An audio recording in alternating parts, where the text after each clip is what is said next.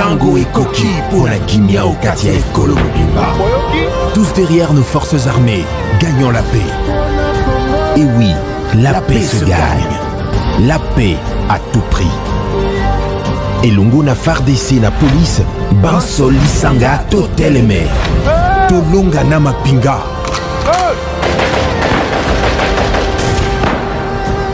Bendele Koyate.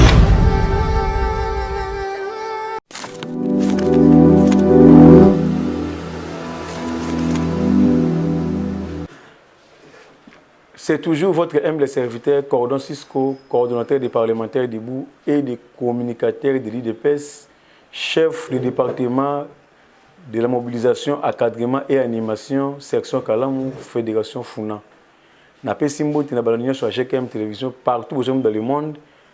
Partagez vidéo ou à s'abonner parce que Awande, beaucoup d'actualité politique, n'a pas analyse politique, il y a solo, n'a pas descriptage politique. Partagez vidéo partout dans le monde comme on l'a jamais aïe bato wuti wapi to komi wapi peut toujours kinde wapi na mambi matali politique ya Congo. Premier point to kolobela dossier na biso ya IDPS parce que tout monde moi yiki moi boulou yeke koti na ba collègue na ba parlementaire debout na mokano oyo gouvernement zui ya kopekisa ba réunion politique na balabala sous les arbres na modi moi yiki koti. Ming bazali ko condamner le secrétaire général qui s'est Kabouya, Ming bazo ko accuser pe ministre Arcelo, ministre intérieur. Et on a eu les sous pour appeler ça moins éclairage par rapport à Mokano wana. Chers compatriotes, IDPS ils allaient partir au pouvoir. IDPS a combattu, IDPS a milité pendant 3 décennies, 37 ans d'élite. Phénomène parlement debout, ils allaient phénomène où ils allaient créer par Yemoko Kondo, Docteur Etienne Tshisekedi Wamulumba, des mémoire, que son âme repose en paix. Même le président de la République, dans l'opposition, Abanagi Koya Yemoko na parlement debout, a yoki pe maté. Même le secrétaire général actuel de l'IDPS, Yemoko, Azalaki ancien parlementaire debout, et puis Azali parlementaire debout, Kino Lelo. Mais à un moment donné, tant aussi pouvoir, tout le monde qui va parlement debout et Botama qui le coule à maille. On a tous les 4 coins au bout de drapeau IDPS, n'a parlement debout. Tout ça sous contrôlé.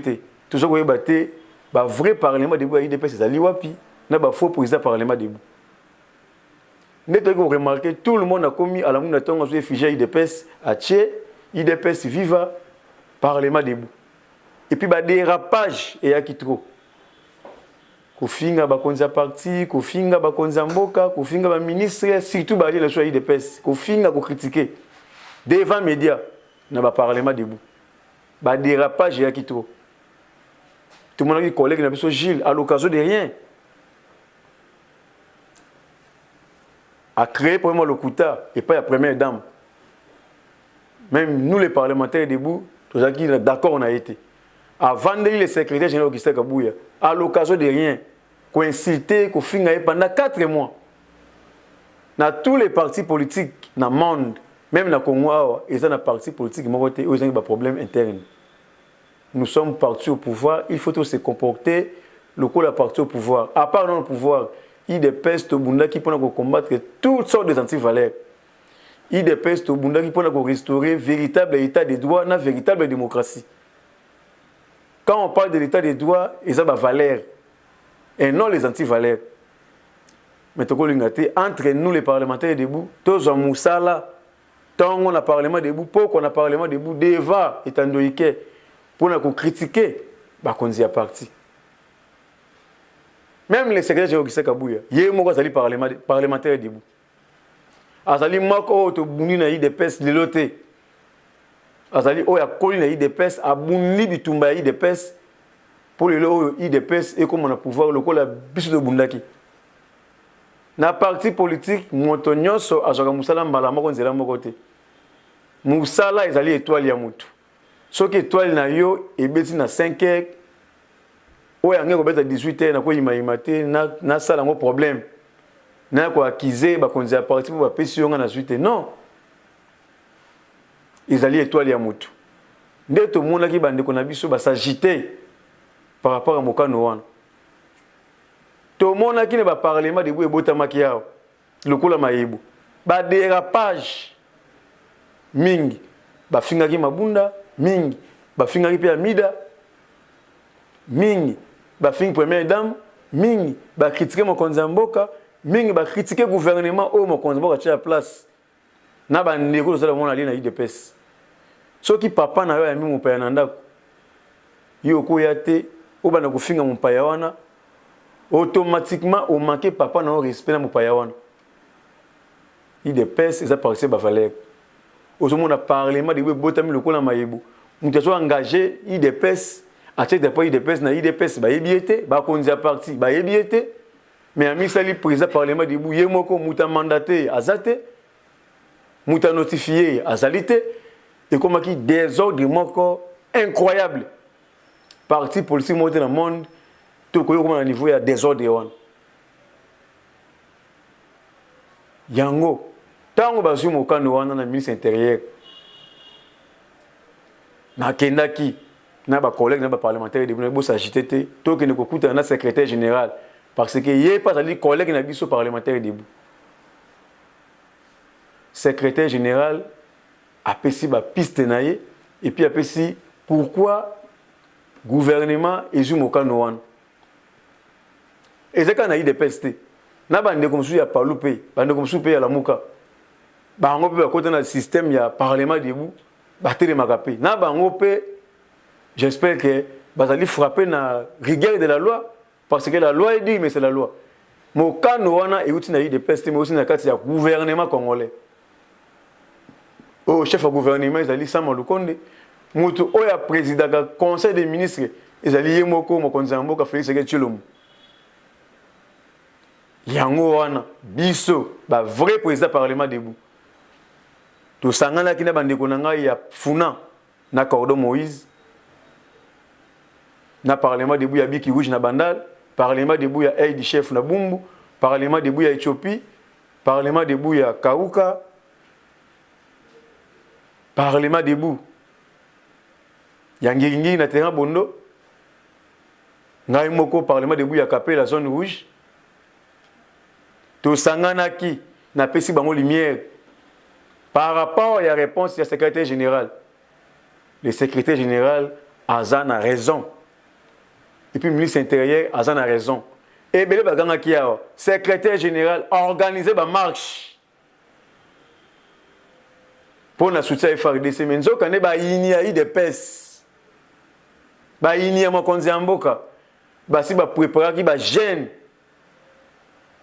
Nous avons des machettes. Ceux qui ont mis marche ba saccager ba résidence au ba Rwandais bazali toza na problème na peuple rwandais te il y a des Congolais au bazali na kati ya Rwanda il y a des Rwandais au bazali na kati ya Congo ba osali ba faire na bango normalement toza na problème na gouvernement rwandais toza na problème na président ya Rwanda o yaza ko ba milice na ye kotindika bango na kati ya mabele ya Congo na bénédiction ba mafia monde pour na copier minerai entre nous peuple congolais na peuple rwandais o ba ko se comporter kitoko tous un problème mon côté mais ba nga ba utiliser ba jeune na machette na marche à soutien FARDC o yo ba tinika ko kiseka bwana makasi organiser marche IDPS bo fandi bo ndenge nini bo organiser ba marche té même nga lo ba ki yango c'est il faut organiser marche. Mais tant qu'on a fait des révélations par rapport à la politique à l'IDPS, et ils ont bien futur pour préparer des jeunes machettes. Tant qu'on a marché sur wana, est-ce que tu as chuté dans retour, bah saccager bandako, bah magasin, population, sous prétexte que bah sali bah rwandais. Mais au moment qui na maîtrise haute, ceux qui na l'IDPS, tu observes dans nouveau la diplomatie au mokonzambo kakei nango. Yango CG a boya qui organiser marche. Mais biso na IDPS, tout ça pour soutenir l'armée congolaise, tout ça pour soutenir le commandant suprême. Parce que c'est l'IDPS, nous allons partir au pouvoir. Dès le secrétaire général a boya qui organiser marche wana. Tant que boya organiser marche, on que secrétaire général sur les plans politiques a déjoué plan na bango. Mais il faut fabriquer des jeunes délinquants. Là, si on va tenir, il y a des zonkions, il y a des machettes. Si on va soit déjà drapeau IDPS, drapeau IDPS était comme partout. On doit lui de la zone de drapeau IDPS. Na machette, batambo na bandal, koto yes unjibu. Batamboli na machette, bazo luka ba Rwandais. Mutamandate bango azalité na IDPS ba yebanité, baza ni ba combattant IDPS ni de loin ni de près. Ba tikal be ozate na fort du progrès ata mokolo moko te. Fort du progrès ezali structure ya jeunesse ya IDPS. Oye bundeli état de droit. Mobutu na Minduki, Kabila armé jusqu'aux dents. Un dictateur sanguinaire. Mais IDPS to bundisiye na mando kité, to simi lichette, to simi milité. Aujourd'hui IDPS au pouvoir. Commandant suprême ya armée et la police. Félix Sekedi Tshilombo. En ça wa outi na IDPS, lelo to éli chef de l'État. Aujourd'hui IDPS au pouvoir na majinini. To simbaki mando ki na opposition, to simbaki chef de opposition na mbeli. Kaka na pouvoir, tu as consumé machette. C'est faux et archi faux. Ils sont là qui IDPS c'était, ils sont là qui baïnia IDPS, ne ba fabriquer jeunesse na bonga lokuta. Ne ba fabriquer jeunesse oye kenda kana Sainte-Eline Nongé. Na résidence ya cardinal Ambongo pour na kobeta mabanga na porte. Ba yeko fabriquer ils allaient jeunesse IDPS. C'est faux et archi faux. L'histoire se répète. Ne ba fabriquer ba jeune na bango. Batindiki bango na balaba na bandal, batemona machette pour na kosali image ya parti au pouvoir. Alors nous, les vrais combattants IDPS, les vrais parlementaires debout, to côté la indifférente, il faut to éclairer l'opinion comme l'eau claire dans un fait clair, va comprendre que les alliés plan ya ba inya mokonza mboka, ya ba inya IDPS, o ba linga sali IDPS sur le plan international. Biso IDPS tout un respect à texte, respect à droit de l'homme, parce que tout le monde a valeur et non les anti-valeurs. Les lois qui ba IDPS tout fait ba combattre ba koti mabele parce que tout le monde a sans meli sans lichette. Ceux qui ba combattre ba koti mabele na IDPS, ba aussi mukeni ba koya ba Thérèse Kapangala, ba tumbi ba combattre IDPS vivant. Ba za ko kufa ya kotela ba opela moto. To simba ki lichette c'était.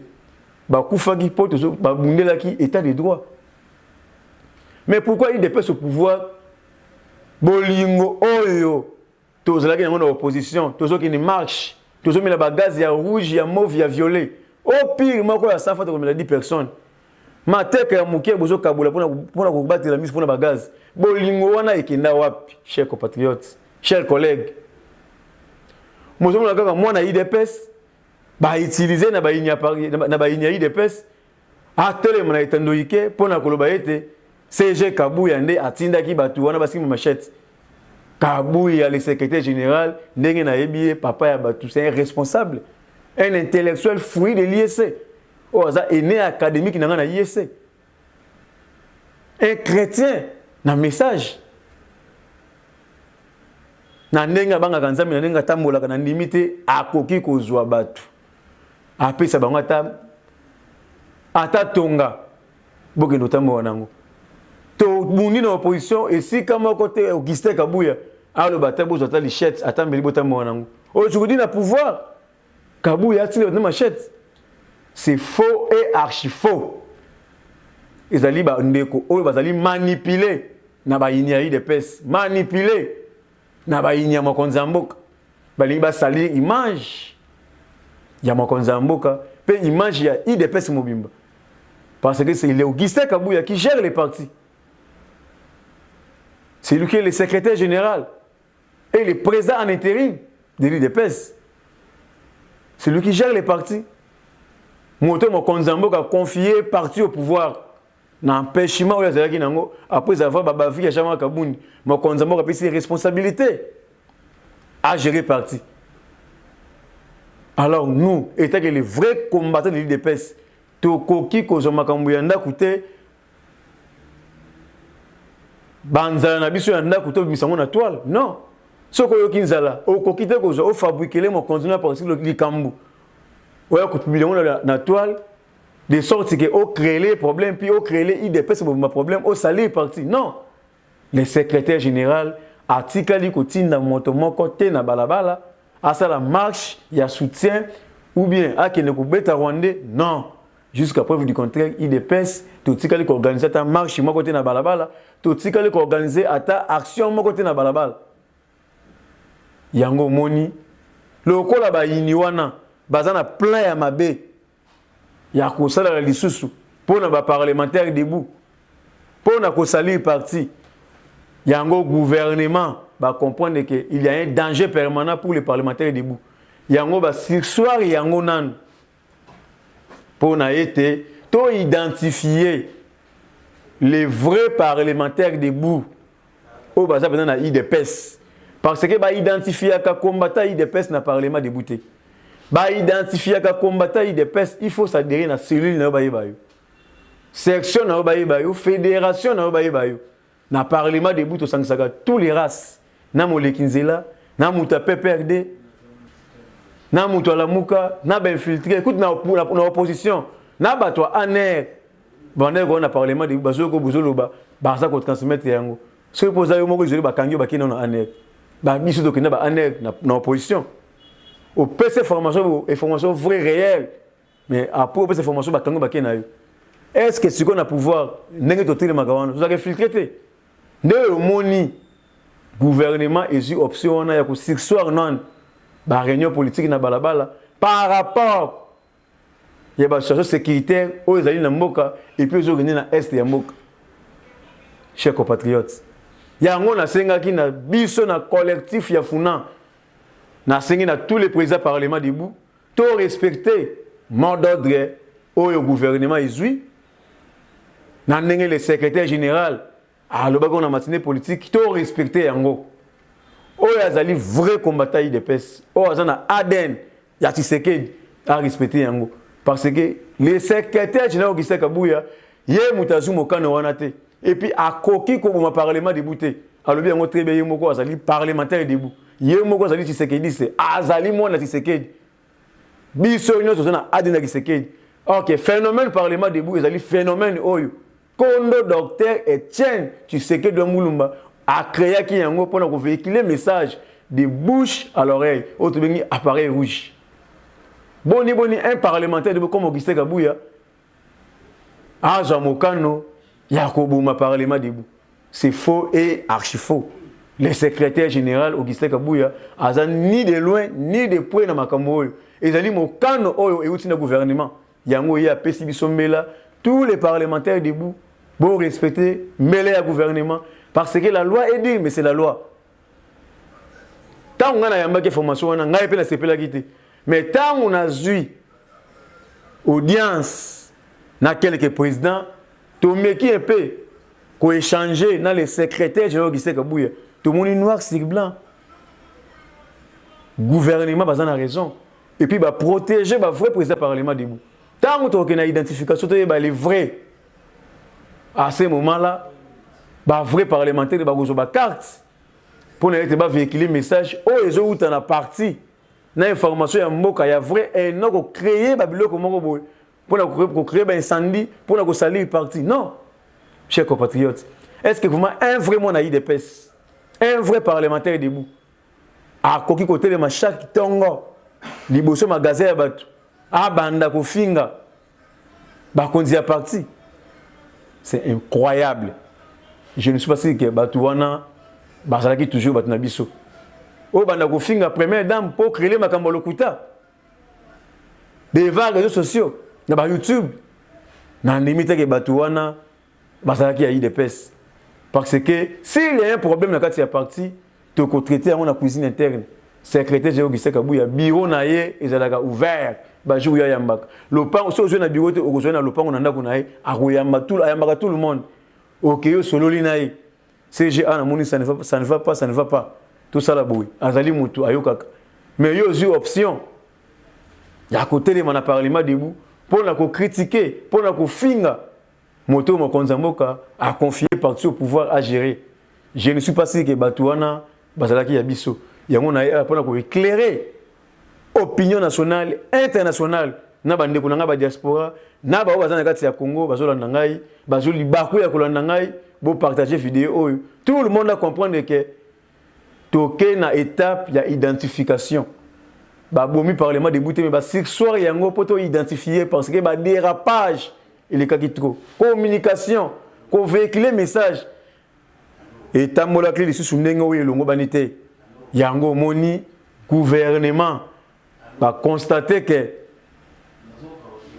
na ba politique de ça na balabala dérapage les gars qui trop et puis vu la sécurité actuelle ya mboka ba soir yango pour na combattre le parlementaire debout parce que ba il y a eu des PSP ba zali ko préparer cabale kaka na ba parlementaire debout pour être ba signe ça des PS touche yango lokola yi des PS ils ont machine politique to déjouer yango to bois qui mène na gouvernement yoki biso ne omoni ba ko soir nanu phénomène wana pour na été tout à la langue tant qu'on identifier to ko yeba les vrais et les faux ne to ko zona ko ba musala d'une manière elongo bani chers compatriotes nous sommes partis au pouvoir to ko ko tamona botaouté Montonyo c'est la muna tongo atasa na IDPS te asumi drapeau na IDPS a tchena ko atelemi IDPS viva abani ko loba biloba loba ko finga batu ko finga ba konza parti ko finga première dame ko finga na chef de l'état ko finga na gouvernement non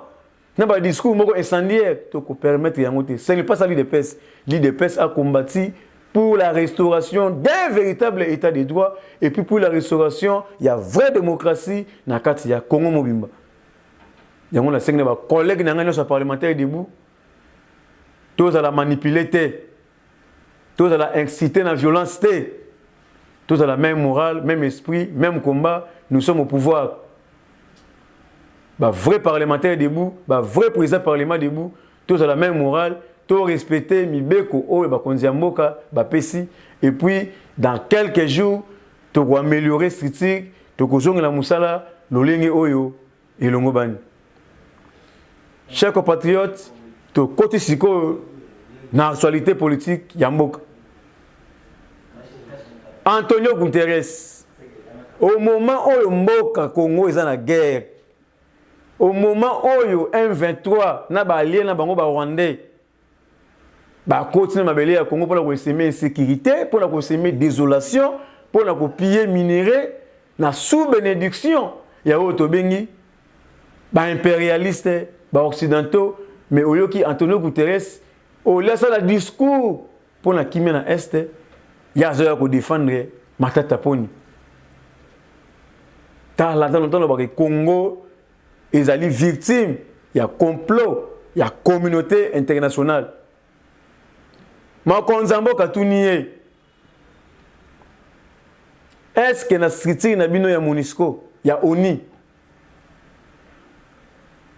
Soda kolonga na mboka oyo ake na mboka oyo sake binyo boyeba ote ma konza mboka tuniye lisusu est-ce que yebi ke to kangaki des rebelles des terroristes M23 moko zaki na 4 cartes ya ONU ya Soudan est-ce que oyebi ke Bintou Keïta, à l'objet jusqu'à preuve du contraire, Bango MONUSCO, Bazana ba preuve te, oh ezali ko la kisake, ba Rwandais nde bazali derrière M23. Est-ce que message wana oyambaki yango ndenge nini? Et puis le chef nae oyibisaki ye nini? Tala esika complot ya Congo. Et ça kobuta na ba mafia ya monde.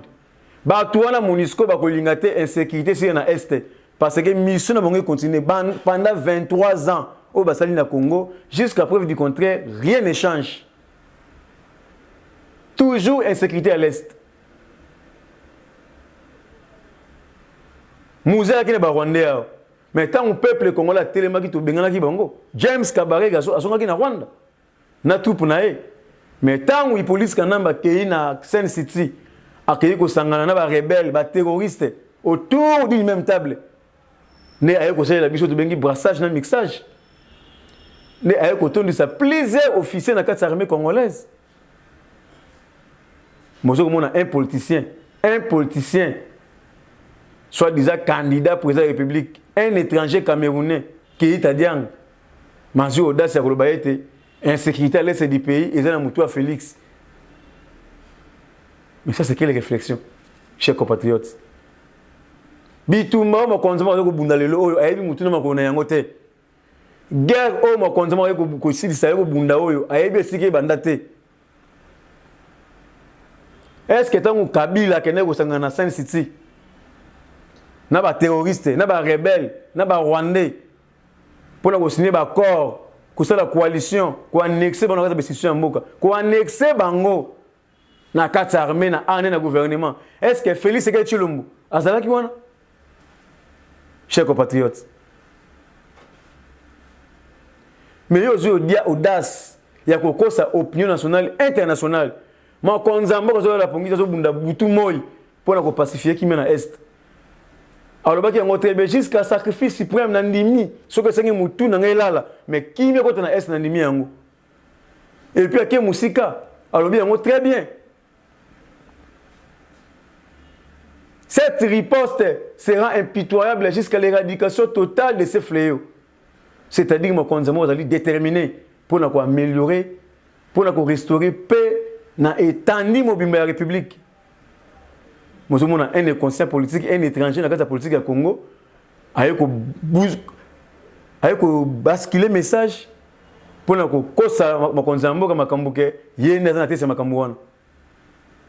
chers compatriotes, allez-y comprendre.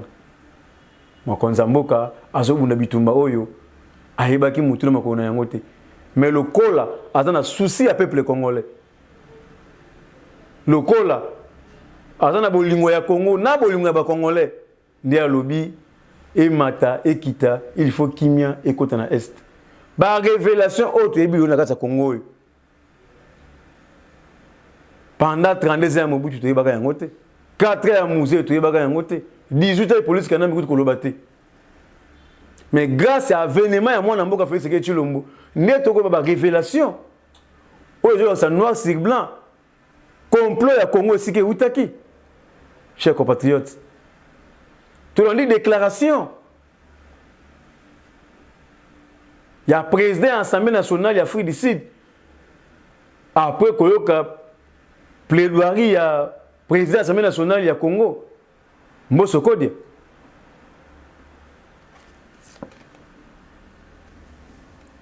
Après les plaidoyers de Christophe Mbosso, auprès de ses collègues africains, la présidente de l'Assemblée nationale de l'Afrique du Sud, alors même le Conseil de sécurité sait que le 1-23 est parrainé.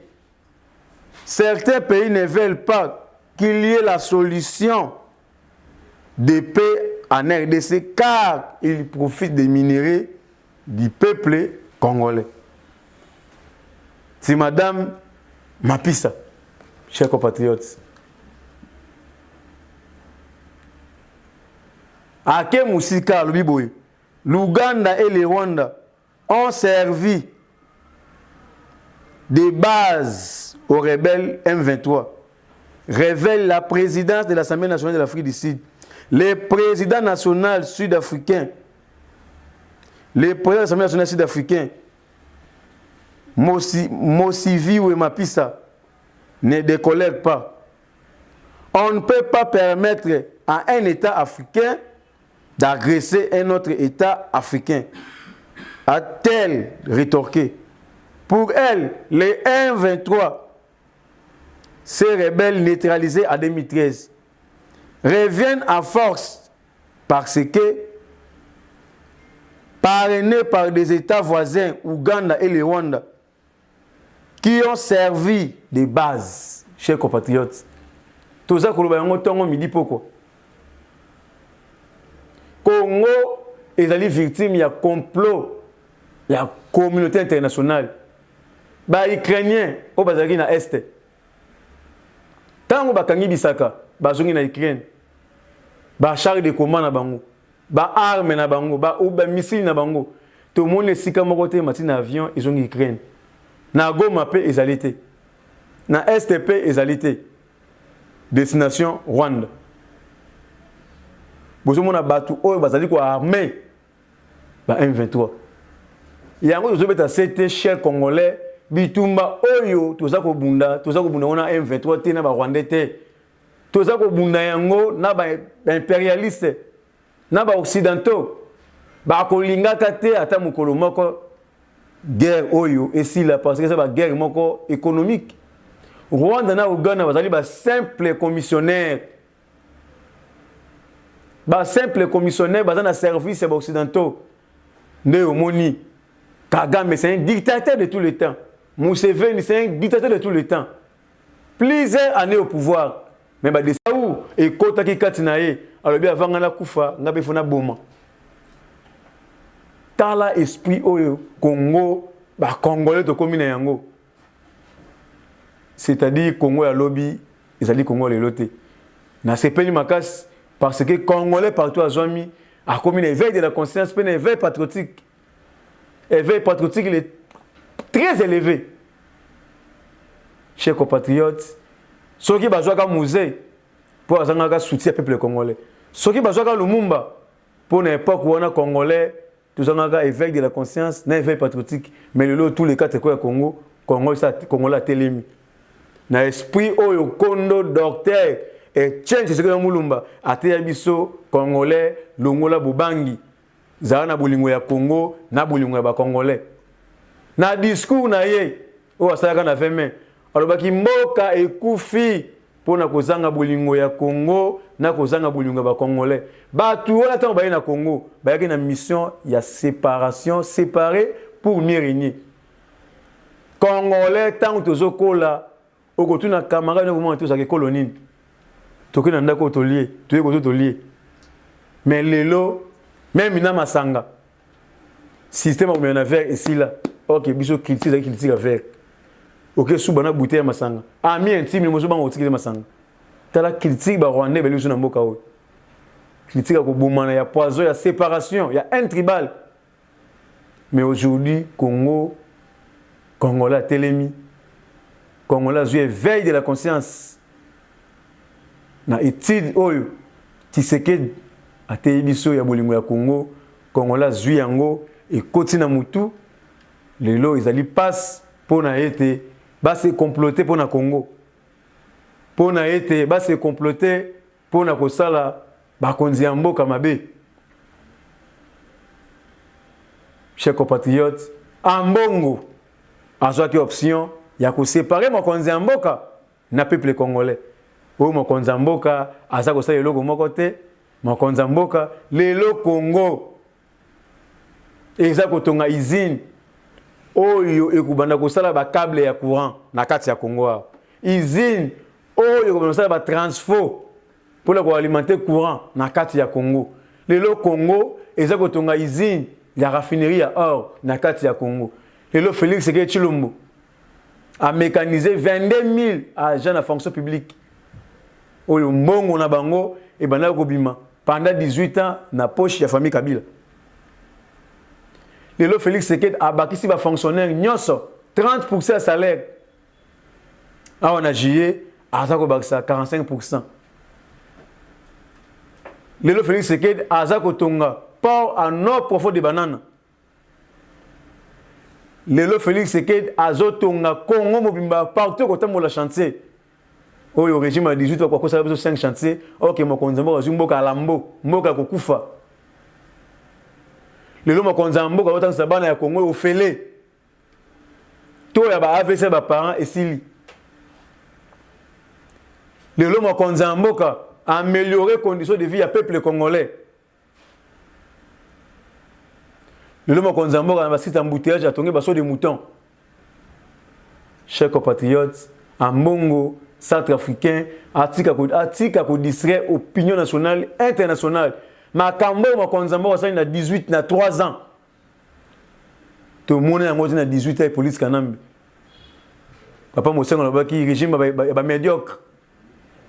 Mais le lomo Mbongo azui à tête ya catholique accueilli ko sanga na bloc soi-disant patriotique, nous avons un bloc patriotique. Bango nyonso ba étranger.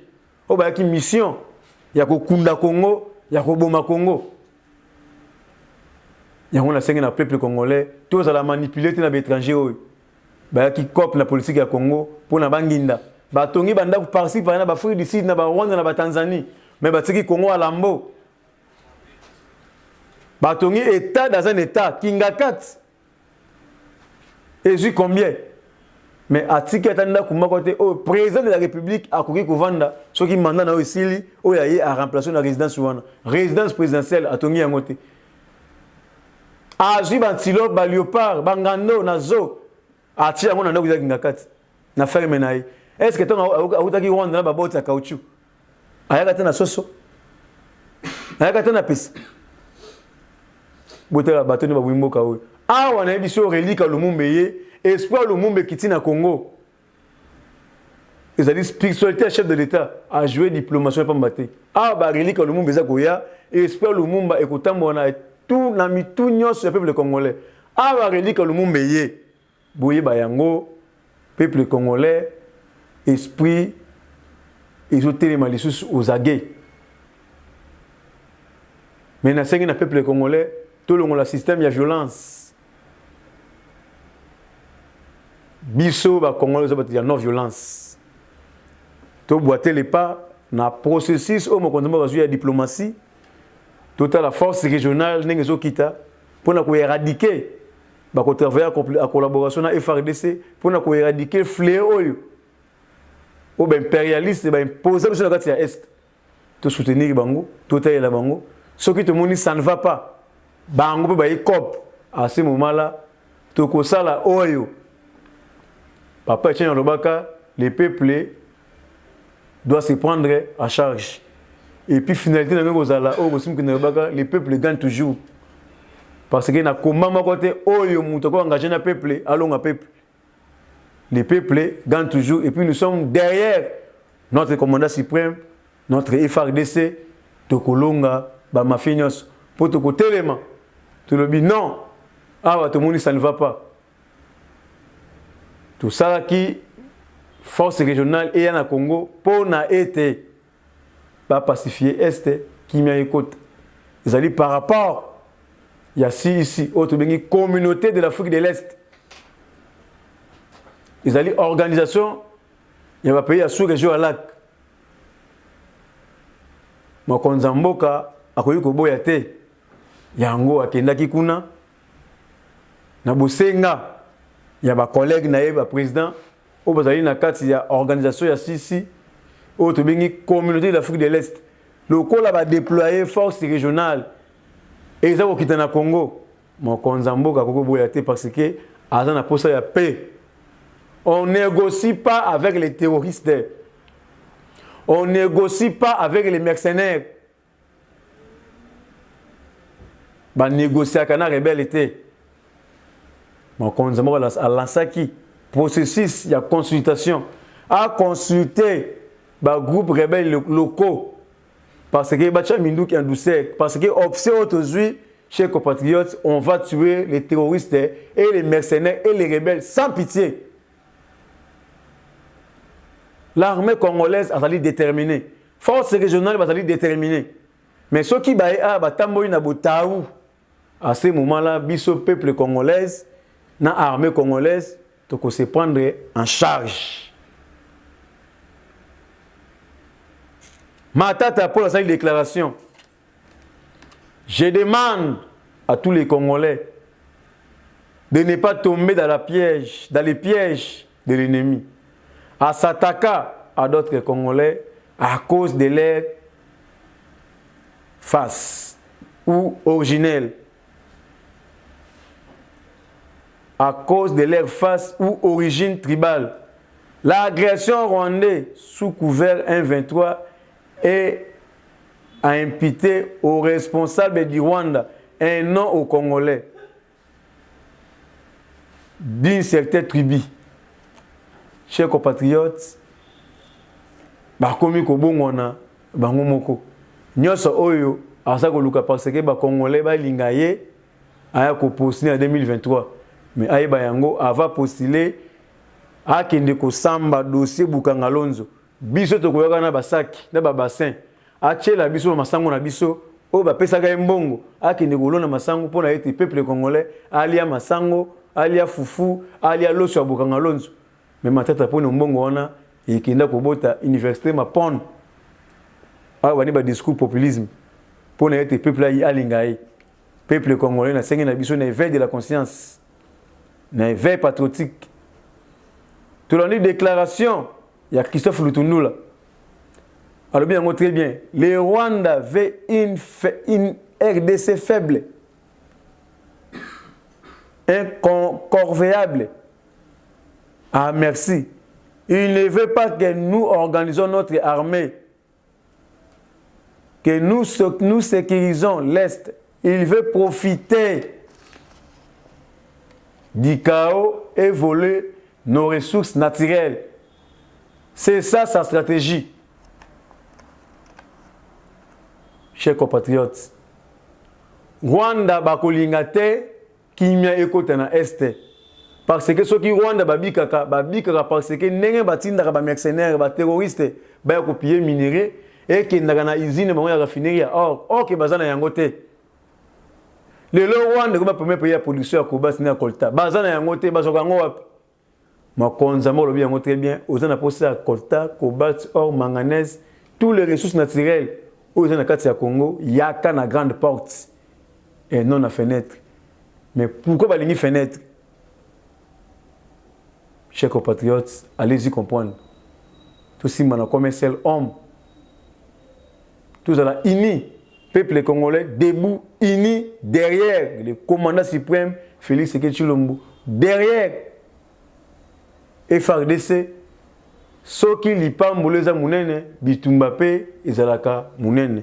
Notre bénédiction s'appelle Félix Tshisekedi Tshilombo. C'est toujours votre humble serviteur Corridor 6 ko charge d'Afuna pona kozwa ngai numéro ezali na 7 andoyike ngona bo benga bo partager bo commenter bo sala ba remarque tous allez prêt pona ko yamba ba remarque na bino plus de 143 89 68 53 286. Plus de 143, 89, 68, 53, 286. Na Pessimbote, na DG, à INPP, le directeur général Patrick Kayembe, Oyo a amélioré conditions de vie. Yabaje à INPP, Oyo a amélioré conditions de formation. Na kata INPP, Oyo a zali kosomba toujours ba matériel, ba mituka, pour na été. Bah étudier à INPP, base de formation de qualité, et puis oya bakisi 300 000 fois congolais na salaire. Yabaja INPP, oyo et salamati na kasa INPP, c'est le directeur général Patrick Kayembe. Ozali moko abiso IDPS, en tout cas coup de chapeau DG en intérim et puis na sengi na makonzambo kozolo nangai, ba déjà lolenge ya boy, il faut que confirmer bango parce que bazali ko sana musala na vision. Oh, tu bengi le peuple d'abord et non le ventre d'abord. Na vision, il y a mon conseil en moka. Na vision à IDPS. Oh, tu bengi le peuple d'abord. Et puis, il y a moko. Oh, aussi na école. Il y a Kondo, docteur et Tchèque Sédon Moulumba. Na 4 écoles à IDPS. DG Patrick Kayembe. Coup de chapeau. J'ai dit.